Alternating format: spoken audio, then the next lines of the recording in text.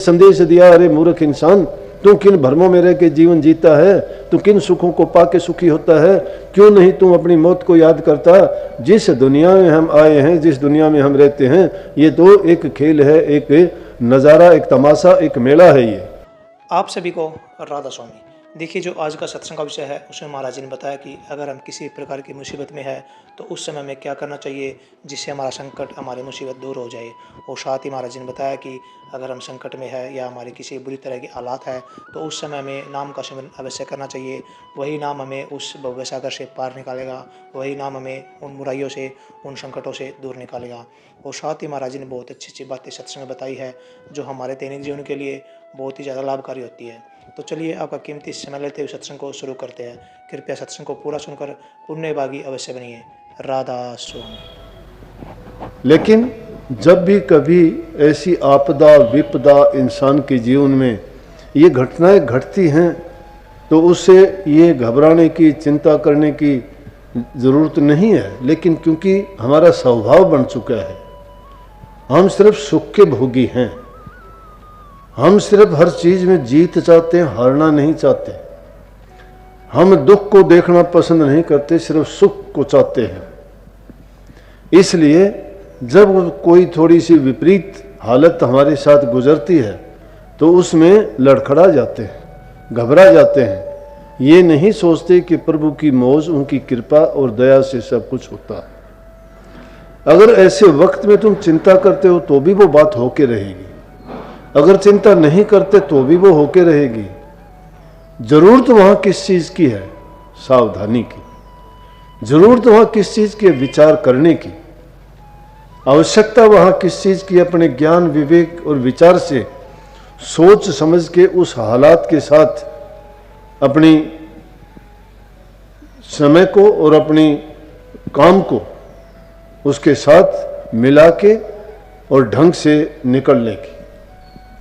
अगर उससे घबरा जाते हैं, उससे टकराव होता है तो सोचते हैं कि हमारा बहुत बड़ा नुकसान हो गया। लेकिन ये नहीं सोचते, अगर उसमें सावधानी बरतते जैसे इस महामारी के दौरान आपने किया, आपको जो नियम बताए गए उनका पालन किया आपने, बीमारी से बच गए। जिन्होंने पालन नहीं किया वो उसके चपेट में आए, उनको दुख उठाना पड़ा, डॉक्टरों के पास गए, उनको एकांत में क्वारंटीन करना पड़ा कितने दिनों के लिए। और उस क्वारंटीन के दौरान उनको महत्व का पता लगा कि इंसान के जीवन की कीमत क्या है। जब इंसान अपनों से नहीं मिल सकता जिनको अपने कहता था, और हालात क्या तक गुजरे कि जिनको कोविड हुआ और उनको डॉक्टर लोग लेके गए, एकांत में ऐसी जगह में रखा गया, ना अपने परिवार के लोगों से मिल पाए, ना किसी से वो बात कर पाए और ना उनको देख पाए। और वो देख नहीं पाए, जाने के बाद वापस काफी लोग आए भी नहीं। उस हालात में जिस जीव ने प्राण त्याग किए, उस हालात का आप अंदाजा लगाओ कि जब वो उस रोजाना कण कण करके जिस इंसान ने प्राण त्यागे तो उसको कितना कष्ट और कितना दुख हुआ होगा। इसलिए जब विपरीत अवस्थाएं आती हैं, ऐसी हालात गुजरती हैं, उनसे हमें शिक्षा लेनी चाहिए। उनमें घबराना नहीं, बल्कि उनको सुलझाने का और उससे निकलने का प्रयास देखना चाहिए। संत लोग क्या बताया, हम सबसे बड़ी उलझन इस काल देश के जंजाल में फंसे हुए हैं। वो तो एक कोविड कुछ समय के लिए आया है, उसका इलाज भी खोज लिया जाएगा। हर चीज का इलाज है, अभी तक नहीं ढूंढ पाए थे, लेकिन जब नया रोग आया, नई बीमारी आई, उसकी खोज कर ली जाएगी। कितने वैज्ञानिक, कितने साइंसदान, कितने डॉक्टर लोग लगे हुए हैं, वैक्सीन खोज लेंगे, दवाई खोज लेंगे, इलाज ढूंढ लेंगे और करेंगे इलाज। लेकिन संतों ने जो बड़ा कोविड था, जो जन्म से ही हमें लग चुका था, उसका इलाज बहुत पहले ढूंढ रखा है, उसका इलाज भी ढूंढ रखा है, दवाई भी बता रखी है। लेकिन फिर भी हम चेतते नहीं हैं। उसकी सावधानी संतों ने कही, गाफिल कैसे रे तेरे सिर पर गरजे बैली काल। जिस इंसान के सिर पर मौत मंडराती है और फिर उसके बावजूद उस इंसान की हालात क्या है, उसकी हालात उस मेंढक जैसी है जो पानी के किनारे पे बैठा हुआ है और उस मेंढक को आके सांप ने पकड़ लिया है और कुछ ही क्षणों में सांप उसको निगल जाएगा और उसकी जीवन लीला खत्म हो जाएगी। लेकिन अब भी वो मेंढक क्या करता है, उसके सामने से जो मच्छर उड़ते हैं उन मच्छरों को पकड़ पकड़ के खाता है। वो ये नहीं सोचता तेरी खुद की लीला खत्म होने वाली है, वो गाफिल है। उस चीज से वो बेखबर है कि तेरे हालात क्या गुजरेंगे। कहने का मतलब इंसान की भी यही हालत है। संसार के विषय विकारों में इतना भूला, इतना भटका हुआ, इतना भ्रमित है ये कि उस चीज को भुला देता है, जानबूझ के भुलाता है, उस ओर ध्यान नहीं करता। लेकिन कबूतर के आंख मीचने से बिल्ली का डर हट नहीं जाता। कबूतर अगर ये सोच ले कि मैं आंखें बंद कर लेता हूं और मैं बिल्ली मुझे नहीं देख पाएगी, ये उसका भ्रम है। बिल्ली ने आंखें बंद नहीं की, बंद आंखें कबूतर ने की हैं। बिल्ली की आंखें खुली हैं और वो तुम्हें मार देगी। इसी प्रकार से इंसान की ये हालत है कि ये इस दुनिया में उन भ्रमों में पड़ के खुद ने आंखें बंद कर रखी हैं। विषय विकारों में, काम क्रोध में, लोभ लालच में, इच्छाओं तृष्णाओं में, वासनाओं में और दुनिया की रसों में इतना भूल गया है कि इसको ना मौत याद है, ना खुदा याद है, ना अपने जन्म मरण का रोग याद है। जन्म मरण का रोग सब जीवों को लगा हुआ है, कोई किसी का नहीं, कोई नाती नहीं, कोई अपना नहीं। कितना कहा समझाने के लिए, कितनी अच्छी अच्छी बातें इस वाणी में कही। कबीर साहब ने कही कि खेड़े ठेकरी, खेड़े देखे मिट्टी की जो टीले लगे हुए हैं, उनमें जाके देखोगे छोटी छोटी कंकर दिखाई देंगी। ठेकरी कहते हैं टूटे हुए मिट्टी के बर्तनों के टुकड़े, अवशेष। कितनी दुनिया की सभ्यताओं की खोज हो रही है, वह खेड़े थे, उनको खेड़े बोल देते हैं। कबीर साहब ने कहा उन खेड़ों को जाके देखो, उन पे जितनी ठेकरी हैं वो अपना गीत गाती हैं कि जितने खेड़े ठेकरी घड़ घड़ गए कुम्हार, चिन्ने वाले चले गए गए चिनावनहार। कि उनको बनाने वाले थे वो भी गए और जिनको बनवाने वाले थे वो भी गए। संदेश क्या दिया इसमें? ये संदेश दिया, अरे मूर्ख इंसान, तू किन भ्रमों में रह के जीवन जीता है, तू किन सुखों को पाके सुखी होता है, क्यों नहीं तू अपनी मौत को याद करता। जिस दुनिया में हम आए हैं, जिस दुनिया में हम रहते हैं, ये तो एक खेल है, एक नज़ारा, एक तमाशा, एक मेला है। ये इसमें हमारे से पहले भी बहुत आए हैं, वो भी सब यहाँ रह के गए हैं, उनके अवशेष बाकी हैं। उन्होंने क्या क्या चीज़ें बनाई थी, क्या क्या सोचे थे, क्या क्या सपने देखे थे, वो सब के सब इस मिट्टी के ढेर में दबे हुए हैं। और एक दिन ऐसा आएगा हमारी भी वही हालत हो जानी है। संदेश देने का मतलब ये नहीं है कि सिर्फ डराते हैं, वो कहते हैं समय है आपके हाथ में, समय है। उस समय में अगर तुम काम नहीं करते हो, काम हमारा करना क्या था कि प्रभु की भक्ति करते तो ही जीव का कल्याण होता, और चीज में किसी में कल्याण नहीं है। जीव का कल्याण कैसे होगा? संतों की शरण में जाने से होगा। संत जीव के लिए जितनी वाणी ये पहले भी कही गई थी, उनमें कहा है कि गुरु ही मेरा ध्यान है, गुरु मेरा दर्शन है, गुरु ही मेरा कर्म है, गुरु ही मेरा धर्म है, गुरु ही मेरा वैद है, गुरु ही मेरा पाप कर्मों को मिटाने वाला है, गुरु ही मुझे रास्ता दिखाने वाला है, गुरु ही मुझे हर समस्या से निकालने वाला है। क्यों है कि गुरु इन सारे काम गुरु करता है? हाँ करता है, हाँ करता है। किसके करता है? जो इतबार करता है। सहजो भाई कितनी अच्छी बात कही उन्होंने कि 68 तीर्थ गुरु चरण पर भी होता खंड, सहज जो ऐसा धाम नहीं सकल अंड ब्रह्मांड। कि पूरे ब्रह्मांड में जो गुरु के चरणों में शांति मिलती है, प्यार मिलता है, जो हमारे दुख का निवारण मिलता है, कष्टों से हमारी जो छुट्टी करवाते हैं, हमारे पाप कर्मों को मिटा के प्रभु का रास्ता दिखाते हैं, वो 68 तीर्थों से भी उत्तम है गुरु का चरण। गुरु के चरण किसको मिलते हैं? जो गुरु की शरण लेता है। गुरु की शरण कौन लेता है? जो गुरु को परमात्म शक्ति मानता है, गुरु को सर्वे सर्वा मानता है, गुरु को समर्पण कर देता है, अपने तन से, मन से, धन से, अपने ख्याल विचार से, हर प्रकार से गुरु के जो समर्पित हो जाता है, उसके सामने गुरु ही गुरु रह जाता है। जब गुरु रह जाता है तो गुरु का काम है हमें भ्रमों से निकालना, हमारे कर्मों से निकालना, हमारे कालजाल से के बंधन काटना, जन्म मरण से निवारण करवा देना, और हमें इस संसार से ले जाके प्रभु के चरणों में सदा सदा के लिए निवास दे देना। जो सच्चे मन से गुरु की शरण में जाता है, संतों ने जो वाणी कही है उन्होंने अपने अनुभव के आधार पर, उन्होंने किसी की कही सुनी नहीं, वो यही संदेश प्रभु से लेके आते हैं कि इन तड़पती हुई रूहों को जो प्रभु से बिछड़ के इस काल देश में आ गई हैं और उनको रास्ता नहीं मिलता है, उन कर्मों धर्मों और भरमों में पड़ के वो अपने जीवन को बर्बाद करती जाती है, वो गाफिल हो गई है, गाफिल हो गई, प्रभु को भुला दिया। दुनिया में अब ऐसे अब वो रड़ मिल गए हैं कि उनको याद ही नहीं है कि हमारा क्या मिशन था, क्या हमें करना चाहिए था और इंसान के जीवन का महत्व क्या था। लेकिन अगर जो जीव मौत को याद रखता है प्रभु को याद करेगा, जो मौत को भूल गया वो प्रभु को कभी याद नहीं कर सकता।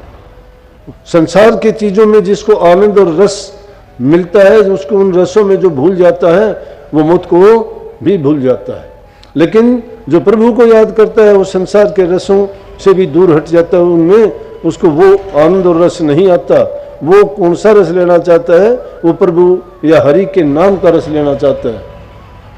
हरि रस ऐसा रे जिसके पिए से जन्म सफल हो जाए, जिसके पिए से ये जीव अमर हो जाता है।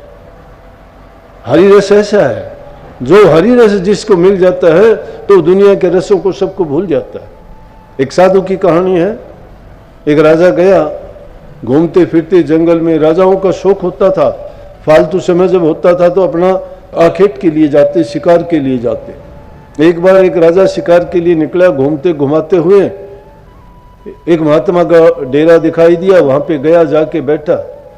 क्योंकि इस जीव को सबको पता है कि महात्मा जिन्होंने त्याग करके, जिन्होंने प्रभु की भक्ति के नाम का सुमरण करके नाम की दौलत कमाई है, उनके दर्शन करने से शांति मिलती है, उनके पास और आशीर्वाद लेने से जीव के कर्म करते हैं और उनसे जाके जो आशीर्वाद ग्रहण करते हैं वो फलीभूत होता है, तो उस जीव के सारे काज सरते हैं। चाहे राजा हो, चाहे कोई भी संसारी आदमी हो, चाहे कोई धनी हो, गरीब हो, ये बात सबको विदित है कि वो प्रभु भगत है, जो प्रभु की शरण में है और जो नाम की कमाई करता है। अगर ऐसे महापुरुष के किसी को दर्शन हो जाएं तो उसके जन्म जन्मांतर के पाप कर्म कट जाए। राजा घूमते घुमाते हुए गया जंगल से, सोचा कि महात्मा का डेरा है। देखा एक महात्मा झोपड़ी में बैठा हुआ है, गया वहां जाके दंडवत प्रणाम किया। महात्मा ने भी राजा को देख के सोचा कि हाँ ये राजा है, बैठने को आसन दिया। जब बैठ गया तो राजा के लिए जंगल में क्या था, खाने पीने को कुछ नहीं। महात्मा लोग जो कंदमूल फल खा लेते, उन्हीं का रस निकाल के उसका पान कर लेते, उनके लिए सभी वही अमृत था। उस क्या किया, जंगल में रहते हुए उनको पता होता था किस पेड़ के से पत्ते खाने से, किसके फल खाने से, किसके कंद मूल खाने से उनको क्या क्या लाभ होता है, कौन सा आनंद आता है, किस चीज़ से भूख मिटती है, किससे प्यास मिटती है। उन्होंने किसी पेड़ की छाल और वो लेके आए पत्ते और उनको घोट के और उसने 2-3 गिलास महात्मा ने बनाए और वो बना के राजा को दे दिए। राजा को 1 गिलास पिलाया, महात्मा ने खुद ने 2 गिलास पिए। जब उसने 2 गिलास पिए, राजा को 1 गिलास, राजा उसको पी के बड़ा आनंदित हुआ। लेकिन क्या हुआ कि उसके मन में इतनी ताकत, इतनी शक्ति आई कि राजा जब घर आया, घर आने के बाद उसका मन विचलित हो गया, काम वासना उसकी बहुत ज़्यादा बढ़ गई। जो रानियों के महल थे, एक रानी के महल से निकलता दूसरे में जाता, दूसरे से तीसरे में जाता, तीसरे से चौथे में जाता। उसने अंदाज़ा लगाया, सोचने लगा, विचार आया कि देखो मैं राजा हूँ, कितनी रानियाँ हैं, मेरा मन विकार से भरा, विषयों की ओर दौड़ा। मैंने 1 गिलास पिया था, महात्मा ने क्या पिला दिया मुझे, क्या ऐसी चीज़ थी? और मुझे तो 1 गिलास पिला, लेकिन महात्मा ने तो खुद ने 2 गिलास पिए थे। तेरी ये हालत है तो महात्मा क्या करता होगा, महात्मा कैसे जीता होगा ऐसा रस पी के? राजा अगले दिन फिर गया और जाके बैठा। अब महात्माओं विवेक होता है, उनके पास ज्ञान होता है, समझ होता है। उन्होंने दिव्य दृष्टि से जान लिया कि राजा के मन में क्या विचार आए। महापुरुष जीव को समझाने के लिए पता नहीं कौन कौन से तरीके अपना लेते हैं। किसी को कोई खेल दिखाते हैं, किसी के बारे में कुछ कहते हैं, किसी को समझा के, किसी को बोल के, किसी से प्यार करके, किसी को लालच दे के, अनेक प्रकार के ऐसे रास्ते हैं। क्योंकि जिस जीव का कल्याण करना होता है, महापुरुष अनेक तरीकों से उनको उस भ्रमों के जाल से निकालने का प्रयत्न करते हैं। तो महात्मा ने समझ लिया कि राजा गाफिल है, ये बेखबर है मौत से, ये दुनिया के जीवन में ही सोचता है इसी के यही जीवन है और मैं इसी में खुश हूँ। इसलिए राजा को चेताना चाहिए, जो प्रजा के हित के काम करे, भलाई के काम करे, लोगों के कल्याण के काम करे, परोपकार करे, जिससे प्रजा भी सुखी रहे और ये राजा भी सुखी रहे। और नेक कर्म करने के साथ साथ अगर ये प्रभु की भक्ति में भी लग जाए तो ये खुद का कल्याण करेगा, वहाँ इसकी प्रजा भी इसकी नकल करके अच्छे ख्याल अच्छे विचार वाली बनेगी। क्योंकि यथा राजा तथा प्रजा, जैसा राजा होता है वैसी प्रजा भी होती है। महात्मा ने ये ख्याल करके उसको बड़ा प्यार से वो दिया था। अगले ही दिन सुबह इंतजार करता रहा, जल्दी उठा, राजा तैयार हुआ और जाके महात्मा के डेरे में जाके फिर हाजिर हुआ। महात्मा ने दूर से देखते ही पहचान लिया कि उनकी मंशा क्या है। राजा को आया देख के उन्होंने आसन बिछाया, फिर कहा आइए राजन पधारिए, कैसे आना हुआ। कहने लगा आपने मुझे क्या पिलाया, मुझे बहुत भ्रम है एक चीज का, मैं आपसे ये जानने और पूछने के लिए आया। बोले पूछो क्या बात है, कि आपने जो चीज मुझे पिलाई थी वो क्या चीज थी। बोले कि जंगल की जड़ी बूटियां हमारे पास, और क्या होता है। बोले कि ऐसी जड़ी बूटी जिसको पी के मुझे ये होश ही नहीं रहा मैं क्या कर्म करता हूँ। मेरे विषयों की अग्नि ऐसी प्रकट हुई कि मेरी मन की लालसाएं नहीं भरी। मैंने इतने एक रानी से दूसरी के पास पूरी रात में घूमता रहा कि एक गिलास के पीने से मेरी ये हालत है। मैं आपसे जानना चाहता हूँ, आपने तो मेरे से दुगना पान किया था, फिर आप कैसे जीते हो। कहने लगे बहुत सादी बात है, शुक्र है तुझे इतना सोचने के लिए अवसर मिला। मैं आपको राजन बताता हूँ, समझो कि हम हमेशा मौत को याद रखते हैं। जो इंसान मौत को भूलता है वही लापरवाह बेखबर रहता है, और जो मौत को याद कर लेता है उसको कोई चीज अच्छी नहीं लगती। अब मुझे अफसोस है, राजा से कहता है दूसरी बात। बोला वो किस चीज का, कि मुझे अफसोस ही है, मैं देखता हूं कि आज के 7वें दिन आप मर जाओगे। आपके 7वें दिन मर जाओगे। लेकिन राजा को ये बात कहने से पहले उसके 2 गिलास और पिला दिए, 2 गिलास उसी जूस के फिर पिला दिए जो पहले पिलाए थे। और वो पिलाने के बाद ये कहा कि आज से 7वें दिन आप मर जाओगे। और राजा उसी चिंता में हो गया। राजा वहां से उठते हुए भी अपने घुटनों पे पैर हाथ रख के खड़ा हुआ, घोड़े पे सवार होने के लिए भी सारथी का सहारा लेके और घोड़े पे सवार हुआ। और वहां पे फिर जब आया महल में तो लड़खड़ाता हुआ अंदर घुसता है। वहां राज दरबारियों को कहता है, मंत्री लोग नौकर लोग सब राजा की यह हालत देख के वो अफसोस करने लगे, राजा को क्या हुआ। इधर उधर से भागे दौड़े आए, कोई वैद्य को लेके आता है, कोई डॉक्टर को लेके आता है, कोई और दूसरे लोगों को लेके आए और कहने लगे आपको क्या हुआ। बस कहने लगे कि मुझे कुछ नहीं चाहिए, तुम अपना काम करो। कोई राजकाज की बात पूछता है, कोई जनता के कोई काम के लिए आया उन लोगों के बारे में कहने लगे छोड़ो इन बातों को, मुझे क्या करना। रानी आती है, हाल पूछता है, किसी से बात नहीं करता सीधे मुंह के, मुझे क्या लेना देना इन चीज़ों से, मुझे रहना ही नहीं, मैं जो आज से 7वें दिन दुनिया से ही चला जाऊंगा। महात्मा ने मुझे बता दिया मेरा और जीवन ही नहीं है इससे ज़्यादा, फिर मैं किस लिए करूं ये काम। सब कुछ भुला दिया। गिनता है रोजाना, एक दिन गया, रात की नींद गई, भूख गई, मिलना जुलना गया, प्यार प्रेम गया, कोई अपना दिखाई नहीं देता। जिनको अपना कहता था, जिनको देख के जीता था, जिन कामों में रात दिन लगा रहता, सब भूल गया रहता। मौत याद है, मौत याद है, आई मौत। आज 5 दिन बाकी है, अगले दिन कहता है 4 दिन बाकी है। कहने लगे अब 3 दिन रहे, अब 2 दिन रहे, अब 1 दिन है, अंतिम दिन आ गया। कहने लगा ये लो बस आज की रात शायद खत्म हो जाऊंगा। महात्मा ने कहा था आज का आखिरी रात होगी मेरी, ये दुनिया से चला जाऊंगा। क्या इंसान का जीवन है, कुछ नहीं खाया। 7 ही दिन में सब खाना पीना छोड़ने के बाद एकदम सूख के कांटा हो गया। कोई बात नहीं, कोई कुछ नहीं, मन में ख्याल नहीं, कोई विचार नहीं, बस एक ही ख्याल के मर जाऊंगा। अगले दिन सुबह उठता है, राजा देखता है मैं मरा नहीं। अरे ये क्या हुआ। महात्मा ने कहा था लेकिन हो सकता है दोपहर तक गुजर जाऊं। दोपहर गई, कहने लगे दोपहर होगी, ये तो महात्मा की बात सत्य नहीं हुई। दिन गिनता है कि कभी मैंने दिनों की गिनती में तो गलती नहीं की। मंत्रियों से बुला के पूछता है कि मुझे कितने दिन हो गए इस हालत में। कहते 7 दिन हो गए। कहने लगे महात्मा हम तो 7 दिन बताए थे, आज तो 7वां दिन हो गया।